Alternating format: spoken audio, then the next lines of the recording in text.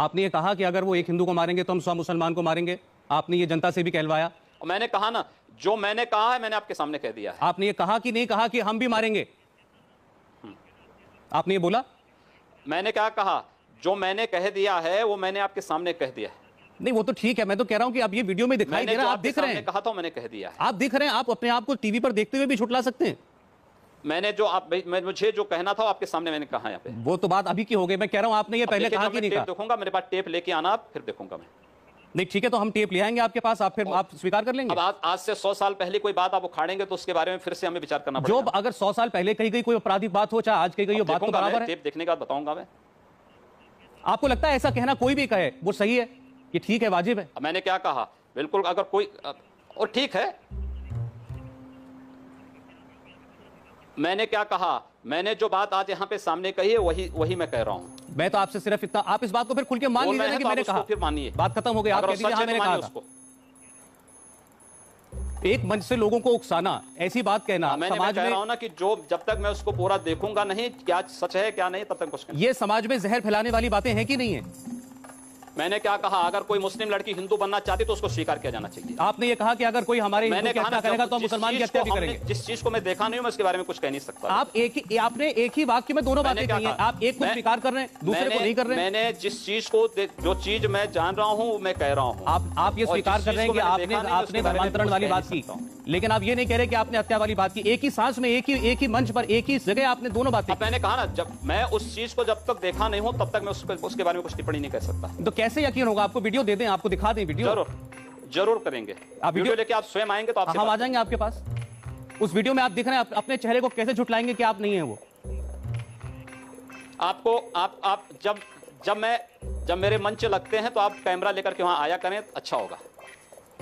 आपको फिर वीडियो के पीछे नहीं भागना पड़ेगा, आपके पास एक्चुअल वीडियो होगा।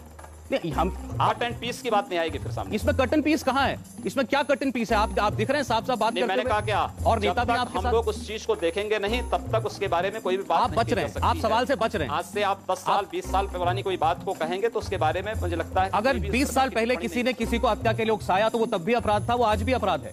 ये हत्या नहीं है। हत्या के लिए उकसाया हत्या नहीं है। आपने ये कहा कि अगर वो एक हिंदू को मारेंगे तो हम 100 मुसलमान को मारेंगे की बात नहीं कर रहे हैं। सवाल ये है कि हिंदू बालिकाओं का अपहरण लव जिहाद के नाम पर जिस तरीके से एक बात है, आपने ये तो कहा ही कहा, इसके साथ आपने उसी वाक्य में अगली बात है तो सबके लिए होना चाहिए। क्यों समान नागरिक कानून का विरोध करते हैं? क्यों आप धर्मांतरण के लिए कानून बनाने का विरोध करते हैं? क्यों विरोध करते हैं आप लोग? इसी बात के लिए तो आप सांसद भी है ना। आप भूल जाते हैं कि आप सांसद हैं, आप भूल जाते हैं कि आपकी सरकार है। आप पार्लियामेंट में कानून बनाइए, पार्लियामेंट में बनाइए कानून। उठाने अवेयरनेस के लिए मीडिया इसीलिए है कि आपको ये अवेयरनेस है। आप कैसी अवेयरनेस फैला रहे थे? ये कैसी अवेयरनेस? आप तो समाज में जहर घोल रहे थे। ये अपहरण नहीं, अगर कोई आपने ये अपहरण के लिए, आपने अपहरण के लिए उकसाया लोगों को कि अगर कोई हिंदू लड़की मुसलमान बिरादरी में शादी कर ले तो हिंदू मुसलमान लड़कियों को हम हिंदू बना देंगे। सही बात करते अगर आप आजमगढ़ के उस कार्यक्रम में होते तो। जो आज दिख रहा है, जो आज दिख रहा है, हम वहां भी होते तो भी यही देखते।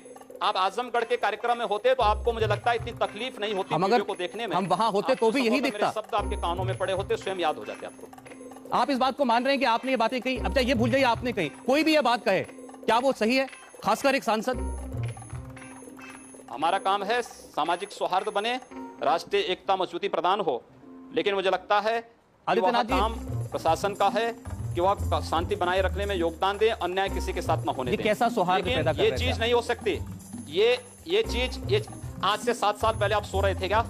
नहीं, हम तब भी यहीं थे। 7 साल पहले आप सो रहे थे? हम तब भी यहीं थे। नहीं, तब भी आपको तब दिखाना चाहिए था। फिर ये तो आज सामने आया। आपको इतने आज जब सामने आया तब दिखा दिया। इसलिए कह रहा हूं ना कि यही तो मैं कह रहा हूं, यही तो दुर्भाग्य है कि 7 साल पहले आप इस चीज के बारे में अनभिज्ञ थे।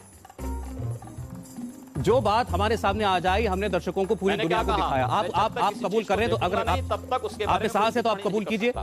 और जो मुझे कहना था वो मैंने आपके सामने कह दिया। आप में अगर साहस है, आप ये कबूल करें कि ये बातें मैंने कही थी।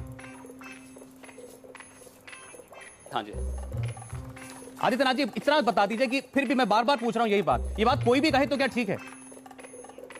हत्या के लिए उकसाना, अपहरण के लिए उकसाना, कोई भी बोलता हूं कि आखिर किसी को मारने की इजाजत क्यों देते हैं आप? क्यों आप ISIS की घटनाओं की निंदा नहीं करते हैं? क्यों इस देश के अंदर लव जिहाद के नाम पर हिंदू बालिकाओं के साथ हो रहे दुर्व्यवहार, उनका अपमान और उनके साथ हो रही हिंसक घटनाओं की निंदा क्यों नहीं करते हैं? हर क्यों इसके अपराध की खिलाफ निंदा कानून की करते हैं। वकालत करते हैं? हर क्यों नहीं अपराध कर की रहे निंदा हैं? करते हैं। करिए उसको, हर condemn आतंकवादी करिए घटना उसको, की निंदा करते हैं।